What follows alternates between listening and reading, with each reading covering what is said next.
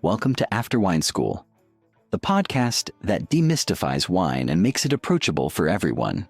Join Keith Wallace and Alana Zerbe, two of the nation's leading wine experts, as they uncork everything you need to know about wine, from picking the right bottle to mastering unforgettable food and wine pairings. This isn't about stuffy lectures or confusing jargon. It's about enjoying wine the way it's meant to be. So grab a glass and let's dive in. Don't forget to subscribe to After Wine School today. All right. Okay. Let's rock and roll. Let's do it. All right. So we're talking today about guns in America. Mm-hmm. Nope. That's not right. All right. Hey, everyone. Welcome to After School, the wine podcast. And we're going to talk about things, deep things today. What are we talking about? We're talking bubble, baby. That's right. Yeah. That's right. And we'll be sampling two wines at the end of the podcast. The first one is a champagne. It's the Charles Elner Carte Blanche Brut. And then we'll have a Cava from Wamsera Cristallano. Yeah. Who am I? Who are you? I'm Alana Zerbe. I'm the Director of Wine Education at the Wine School of Philadelphia. You, Keith Wallace, are the founder and director of the Wine School of Philadelphia. And we are sponsored by the National Wine School, the premier online educator for aspiring sommeliers. And they've asked us to say a couple words, a disclaimer, in fact, that says, our views and opinions expressed on this podcast or anywhere else are purely our own and do not reflect the views, opinions, or anything of the National Wine School of Philadelphia, or any other company you might think of. Yeah, exactly. That's You know, right. so we get to talk smack. And we have. I mean, we do talk smack. I love it. And today's kind of a smackdown, too, like between Cava versus champagne. Ooh. Yeah. All right. Versus. We'll get into it. Let's talk about bubbles first, though. All right. Yeah, absolutely. Cocaine. Champagne and cocaine. Sorry. That's okay. I know. Oh, but sure, you can go there. Yeah. No, I guess it's champagne and cocaine, Cava and crystal meth. Oh, there we go. There we are. All right. Okay. Yeah. Bubbles in trouble. Bubbles in Trouble. Ooh. Oh my God, that would be a fantastic name of a class. Oh, I would love to do that class. Bubbles in Trouble. You could definitely do that class. I want to now. For sure. So well, I mean, when I think of bubbles, everyone else, a lot of people, if you ask anybody, I think they think of a celebration, New Year's Eve. Yep. But I'm not a wine rookie. I actually don't even go out for New Year's Eve. Too many rookie drinkers. So, I think dinner. Oh. Yeah, I think nice. dinner. Yeah. If I'm having that's great for a tenderloin. Nothing with too much intensity, not too much umami, but yeah, that, or pork, fantastic, like smoked pork chop.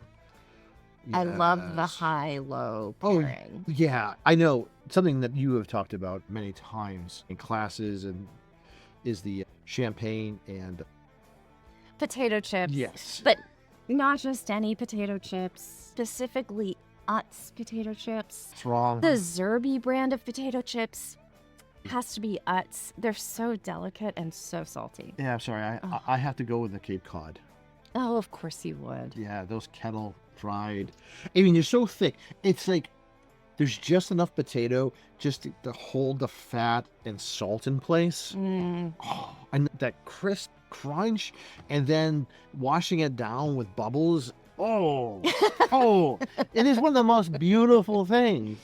It is. Yeah. Oh, no, yeah. And I mean, I know everyone out, fancy folks will say, why not do, roe, or of course, sturgeon roe, Of course. Caviar. Yes. But I just, no, I don't think you need that. And I do, whenever people do that, they also want to add a little crispy crunchy, and they usually bring in potato chips anyways. That's exactly right. So, agreed. Like, what's better? Is it the caviar or the potato chips? I think it's the potato chips. I definitely think it's the potato. I'm going to turn the tables on you. What do you think of? Okay, well, I grew up in the 80s. Uh-huh. Came of age really in the 90s. Yep. And one of the books I remember reading oh, this is so terrible. It was called French Women Don't Get Fat. Yes. Do you remember this book? I thought you were just making a flat statement. And I'm like, okay, I like this. I probably had an astrology book, the rules dating guide, and French Women Don't Get Fat on my little dorm bookshelf. But I never forgot this French woman. The byline of this book was drink champagne every day. Never neglect yourself. And I didn't take anything else from that book except that champagne is wonderful and you can drink it every day. That is a fantastic takeaway. The dumbest things I ever did was actually that I was offered this position as an ambassador to champagne. Yeah. This is early on. This is decades ago. And this is when they started. They really wanted somebody in the United States to actually really talk about champagne. Mm-hmm. But they didn't know what to do with me. Usually the one thing people would say to do is just throw him in front of people and I'm talk. Right. Half of them amuse the other half, and something interesting is going to happen there. Mm-hmm. Like something magic will happen. But the problem is that they had no idea, so they didn't send me out anywhere. I went to New York a couple times. They flew me to Chicago just to drink. And, I actually quit because they didn't give me enough to do, and they paid me too much. And that's the dumbest thing I've ever done in my life. Okay. Definitely should erase that memory. Yeah. Associate champagne with that experience. I should have ridden that pony all the way. Yes. I could probably to this day actually just be knee deep in bubbles and being paid a lot of money to do absolutely nothing. Wow. Yeah, it's that New England sense of I'm not earning this money. I felt so guilty. Well, here's what I feel guilty about when it comes to bubbles. Okay. The many years. Now, brunch is my favorite Yes. meal. And I know that chefs and restaurant people, it is We hate that. loathed. Yes. I know that. And still, it makes me so happy. But for many years, I was one of those people who would put orange juice into sparkling wine. And I did not know better. Okay. And I even remember going on a date and thinking I was really fancy because and I ordered a Kir Royale. Yeah, that's really... I really thought I was fancy. But they were, though. Okay, I don't even know what's in a Curio. I mean, I remember them, and I have had them. I didn't really taste it. I just don't know Well, what's this in is there. going to be here. Oh, okay. That's it? Chambord. Chambord. Okay, I just want to make sure everyone knows it's Chambord. Does anyone drink Chambord anymore? I don't know, but it was tasty. I mean, there's nothing. Now, what I don't like, and I never liked, was when you put fresh fruit, like raspberries or strawberries. Oh, yeah.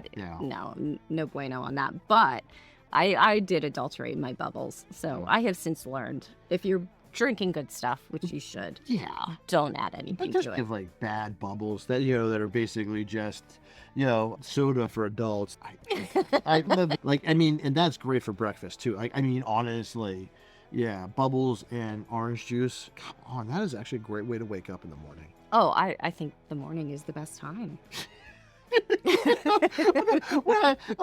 I know you are amazing at your job, and I've never seen you drinking before 8 o'clock at night. You would think that you're drinking whiskey at 4 a.m. when and go to bed and then get up at 6, drink some more whiskey, and then get up at 8 and start drinking wine. That's you talk you talk a big game is what I'm saying. Well, I drink surprisingly little. Yes. Yeah. But I do think, when is your palate freshest? It's in the morning. Well, see, that's why I don't. Because having been a winemaker, you are usually the first thing in the morning you're doing is going through wines that you have to taste, see where they are, and after a while, I mean, people think it's great, but I was like, oh God, I do not, I can't. Now, do you hold on to champagnes for a long time? No, I know the British do that. I think that is evil because this is one wine that is designed that they actually age it as far as it needs to age, and then they release it. In France and other places, that doesn't usually happen, but here they do. The longer you hold it, the less bubbles you're going to have. Those bubbles are going to diminish, and if there's any yeast at all in that bottle, it's going to get funky. It might autolyze to a point that is undrinkable. Okay, so when people are talking about laying down a wine, like for a special occasion, their kid turning 18 or 21. Getting out of the clinic. Sure. Yeah. You would say, pick something. Pick something else. No, I don't think you should hold on to bubbles at all. bubbles are to be consumed, but you can buy, there are sometimes wines that are released, 20 years late, like the winery will hold them and release them. That does happen. Those are really expensive. And not my favorite, because also the other thing I don't like about bubbles that have been aged too long is that even when the winery does it, those yeast are going to autolyze to a point that it's actually going to end up tasting like somewhere between porcini mushrooms and old socks. Like, it's not going to be great. Some of those older bottles are rather intense. And I mean, the first time I ever had one, I was teaching the class, and it was like this amazing bottle. I think it was like a 1996 bottle. When I opened it up, poured it, and I tried it, and I couldn't get my head around it, because it was like I was drinking white truffles. Yeah. But it's not really when you're expecting big fruit, and what you're getting is, weird. That's intense. Always intense. Yeah. It's definitely, no, so hold on to something else. Get something else, port or something, something that can actually age really well and is pretty much foolproof for aging. After Wine School is proudly supported by the National Wine School, the gold standard in professional wine certifications. Whether you're dreaming of a career in the wine industry or just eager to take your wine knowledge to the next level, the National Wine School has you covered. Their programs are trusted, rigorous, and designed for aspiring wine pros like you. Visit wineschool.us to learn more and start your journey today.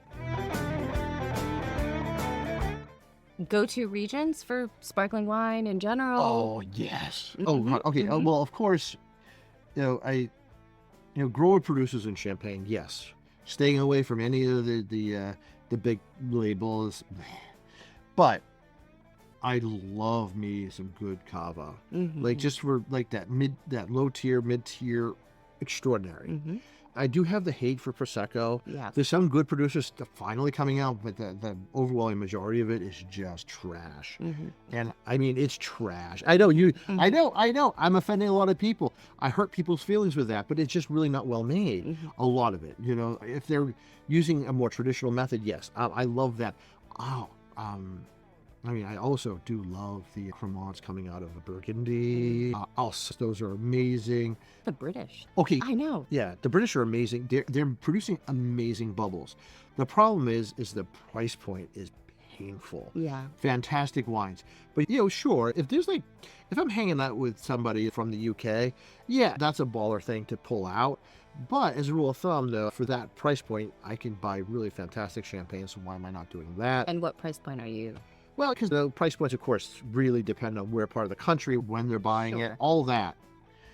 We're talking like in that $50 upwards. Okay, that's what I thought you were. Yeah, exactly. The premium line. And there's no such thing as non-premium champagne. Don't buy cheap bubbles from Champagne. They're terrible. Those are, they're just, the winemaker hates you, you'll hate yourself. If you want to go lower than that, you definitely want to be lower than say $40. Okay. You really do want to be looking elsewhere. Do they tend to be a little, or they're just not well made? Oh, they're just not made. No, Okay. that's the winemaker, it's just going to be a large co-op, a generic. I mean, it's just absolutely whatever wine's left over for any other project.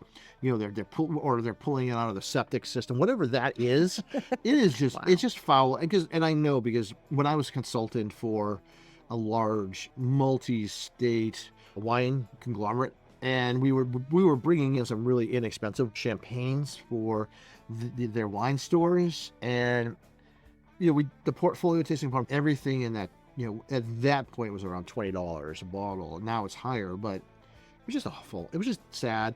And and talking to the winemakers, even they were like, yeah, okay, this is all we can do at this price point. So yeah, it's just, they're sad and terrible. We're at the same price point. You can get amazing Cava. Even in Caneros, in Sonoma or Napa, you can get amazing bottles there too. So that's where I go. Got it. And who drinks the most champagne, do you think? I don't know. Who do you know? No, I was just curious if you had any information on the standard consumer. No, I do. Champagne. It's not the French. Interesting. Because what I do know is that It is one of the largest exports out of France. Like that champagne is one of the largest exports. It is so huge that I think it's like right below like aerospace. And Oh, wow. yeah, it's Oh, crazy yeah. now. So it's a lot. So yeah, I don't know. That's only at certain points of the year. And do you know the hack for buying champagne in this country? No. There's always way more of it, and at a better price point when it's at the time of year before Christmas into New Year's. Really? Because this is when, so everyone plans their shipment overseas from France to the United States, and they time it so that it's right before like Thanksgiving. In that Okay. time, because this is when everything starts ramping up, when all the sales, everyone's buying it at that point. Right. Sure. So because everyone's buying it right there, and they can ship much larger, so the economy of scale is such that actually the price points are better typically Really? right then. Yeah, because the goal is actually they'll sell out entire inventory, and you'll notice if you ever go in before Christmas, right before Christmas, you'll see amazing amount of bubbles. But if you go in February or March, there's going to be almost nothing there. And the prices, that's when the prices will rise for the year after New Year's. Yeah. Okay. So is that when you start sharpening your saber? Oh, absolutely. Well, so what I do, and this is the best way of doing that, so you know, so when somebody is taking, so there's you need two people. So somebody is actually holding the champagne and they're ready, and they're gonna like saber it off. Yes. You come right behind there and you just cut their head off. And just like, boom, done. Slice it clean off. Save that bottle of champagne for someone who actually gives a shit. So like, yeah, two things. You get rid of a douchebag and you get a bottle of champagne. Wow. Yeah, and unfortunately, usually what they're savoring is because they also think they're fancy. Like you have some like Veuve Clicquot, and if I never drink another Veuve Clicquot. Yeah. I'm trying to remember, there was, I want to say a documentary or something that I watched, and someone was put on the spot at a famous restaurant and they were supposed to saber it. Who knows what I was watching? Yeah. But it was an epic fail. And it was so sad. It was really... Also because you can saber with a butter knife. You can saber with anything. You know, okay, having been a chef, having been a winemaker, one of the things, food safety is that you never want to ever get any kind of glass A good near point, food. right? Like, yeah, so as soon as I see that, there's guaranteed going to be small, tiny micro fragments of glass. It doesn't even matter if you hit it perfectly. It doesn't matter. It's going to be in whatever environment is. So if you have food nearby, you are going to have micro shards of glass in your food, in your wine, whatever so on your hands. It doesn't matter. So like that just freaks me out. That just violates all rules about eating and drinking. You know, you might as well just like get a Brillo pad and just start chewing on it, as far as I'm concerned. So I have one last question for you, Okay. which is, people do ask, Okay, what is it? what do you do if you don't finish the bottle? Yeah, so one, you just call me. Phone number's unlisted. Oh, no, there's a You special don't number. answer emails. I do. Oh, there's a champagne. hotline. It is actually, it used to be 1-900 champagne. So, but now you can just, but you have to actually, the wine. You have to. You have to say what it is. Submit it. For consideration.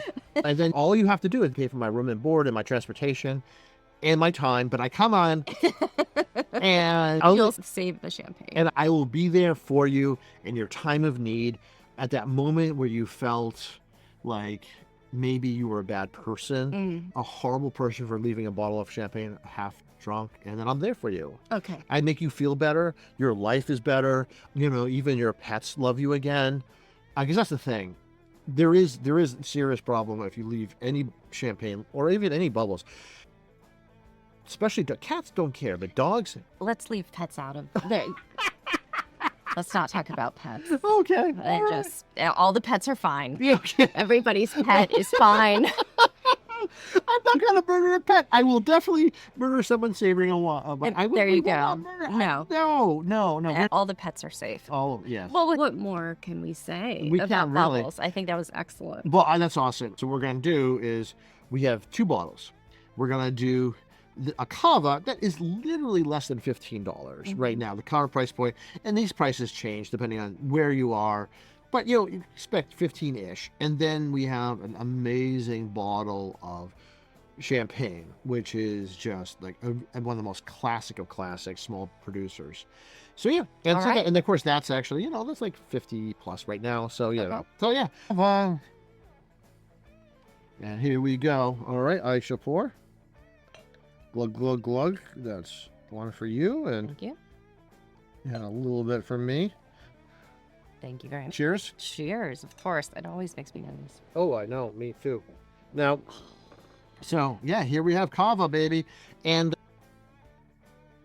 okay, so Cava has always produced wines in the style of champagne. Like, they've really researched it. In fact, actually, some of their innovations in the late 19th, early 20th century, they actually then was adopted by champagne. So there is a symbiosis there, and I always trust them, even if it's, even here, like, which is, you know, if you're a sommelier or you're running a wine store, like, this price point is perfect because you can have bubbles on your menu at less than $15 a glass, which is amazing. And the Spanish love to age their Cava. I know. But really big on extended aging before release. So Yeah. you always get those autolytic notes, Well, even- almond, marzipan. Even when they're non-vintage, yeah, you do tend to have, you do, which is, those, as you said, autolytic notes. Yeah. There's a slightly rancid beeswax. Oh, that's much better. I was going to say like an old Parmesan rind. Like, it's a buttery note. Like, so it does smell like, like maybe there was, you know, but there's a little bit of, I think a little bit of diacetyl, but, or, yeah, real funky though. Yeah. It's like, yeah. Let's take a sip. Misophonia warning. Crystallino. Bright, fresh, morning bubbles, as you would say. Absolutely. And this is where the bubbles are small enough. The flavors crisp, lemongrass, you know, just a little bit of that almond note, and stone fruit. absolutely one of the things that producers of bubbles love is that they're usually non-vintage, so that they're so if they get a rating or review, which we've talked about in other classes, but with non-vintage, they just have to get it once, and they can keep reusing that. So what you really want to know, if you ever are looking at non-vintage bubbles and you see a good rating, you want to know when that rating happened, because that could have happened 20 years ago, and you want to make sure it's a recent review. Okay. Good tip. Yeah. Which is actually why I actually thought of a project like where all my wines would be non-vintage. So all I had to do was, for the first year we did it, get like a massive rating, just like spend all the money, get a really amazing, get it like 95 points. And then for every year after that, we, you know, we don't have to try hard. So this is great. Yeah. But because we do everything on a shoestring, we do have to finish this, Yes, right? oh, Before yeah. we can try the Well, champagne. yeah, I only have these two glasses. I otherwise have to get up and rinse them off, and I'm not doing that. I don't want to And do also, that. I don't want to be the person who's like dumps bubbles up. I thought that. So excuse us. No. Legit lemongrass. It's enjoyable. I don't want to think about it too much. No. You know, this is more my my second tier friends, my mother-in-law, Sure. that kind of bubbles where Sure. you know where I'm pouring. This is amazing if I'm buying like 20 cases and just pouring it down people's gullets. Like this is 3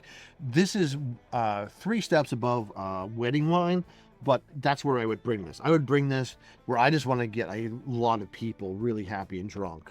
It's not complex. Nope. It's easy drinking, but it hits the mark. Oh wow, you drank that really fast. Yes, I did. Wow, I had to like guzzle it. All right, next up,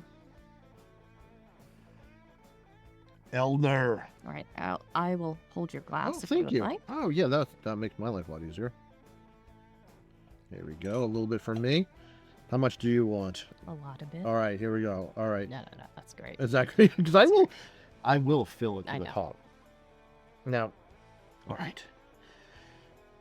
I did try this ahead of time because I had to open it early. Yes. Because I did not want to. If I'm opening up 2 bottles on camera, guaranteed one of them is going into my eye. So, all right.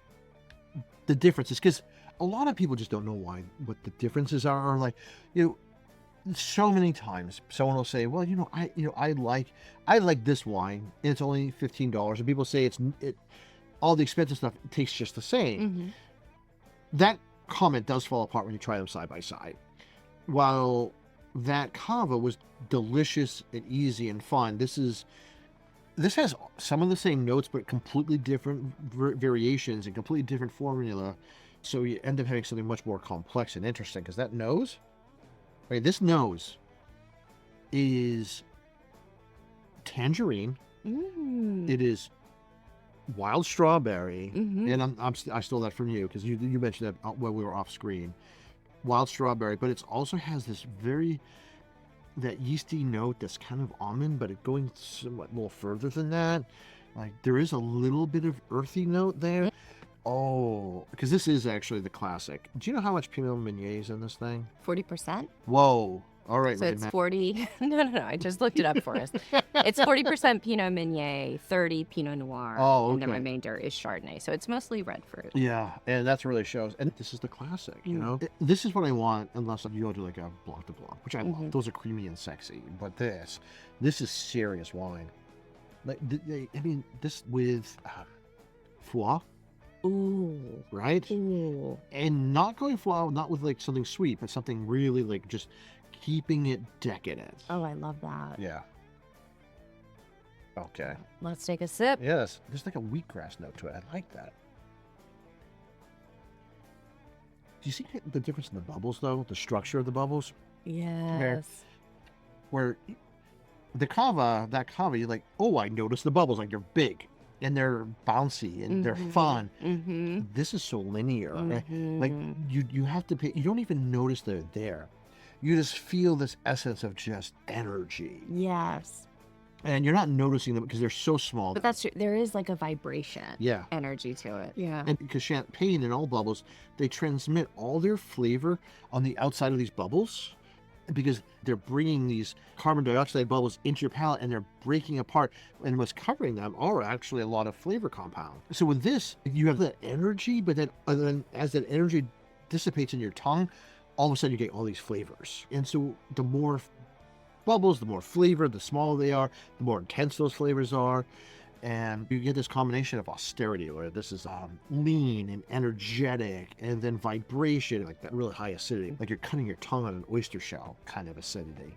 And then those flavors that are just like flowing over, like there is red fruit, yes, but there's also quince. And there's, that almond comes in, but it's much more of an earthy, like almost like when I was when we took students, and I don't know if this is when you were on the trip or the trip before, I stopped on an edge of a highway in Prairie because there was these wild almond trees growing, and I just pulled the almonds out of the tree and just ate them. Like that flavor, where it's kind of husky and earthy and wild. That's what I do remember. Thanks for remembering that I was there. 2 years. I know. It was hard because that was the year. A couple of years before that, I actually was scrounging for wild fennel on the side of the road, and that also was so good. And I ate that on the side of the road, and I horrified everyone there. So that was that. So. Well, this was a delight. Thank you for opening both of these. It really just largely wanted to show people, and talk, you should do this. Understand why does great champagne cost more? And it is for the moments it's worth. You just don't open it up. You do it with respect. Oh gosh, I'm gonna have to get my bifocus. Oh yes, it's always there. I didn't think you were. I am, but it's actually the control number. And I don't see it on this because there you go. Oh, you put your glasses on. Sure. This is a grower producer. Lighting in here. Yeah. In a studio with lights in our face. Here it is.